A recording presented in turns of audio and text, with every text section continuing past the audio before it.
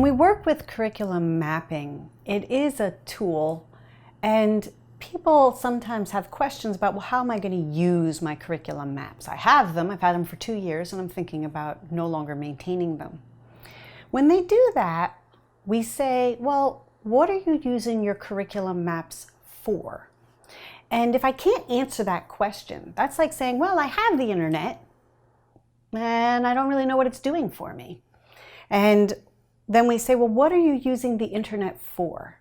Are you using the internet for email? Are you using the internet for shopping? Are you using the internet for searches? These are completely different uses for the tool called the internet. And curriculum mapping is the same thing. It's just a tool. So if you're actually embarking on this work with curriculum mapping, you have to be able to answer the question, what am I using it for? So possible answers to that are what we refer to as the 5 types of alignment. So when I'm working with 5 types of alignment, those are 5 possible answers to what am I curriculum mapping for? The first one is to strengthen internal alignment. So internal alignment is referring to within my unit. When I say I'm addressing a standard, what do I have as evidence of it? Does that evidence make sense? Is it at standard level? So I'm going to explore uses of internal alignment and tools to improve internal alignment, like the diamonds of alignment or a color coding or alphanumeric system. There's other types of alignment. There's alignment to external alignment. So external alignment would be to standards. Now, normally we start with a set of standards. That's good. But what if you choose to align to more than one set of standards? So I might do external alignment to the Common Core standards and then the NAD standards, or I might do the ISTE standards, or I might do the NGSS.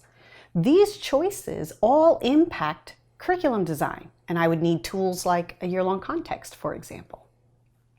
Another kind of alignment is the alignment to the needs of the student.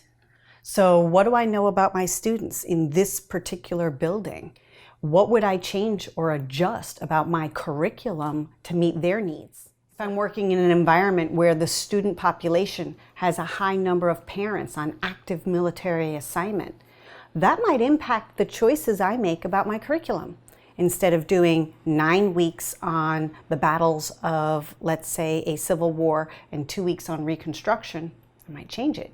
Do 2 weeks on the battles, and let's do 6 weeks on Reconstruction and perseverance and recovery. These kinds of choices show a deliberate alignment to the needs of the student. Another kind of alignment, the 4th, is what we call global alignment. Now, this doesn't mean I'm just aligning to global topics. This is more about global literacy, which we would talk about when we get into the contemporary literacies.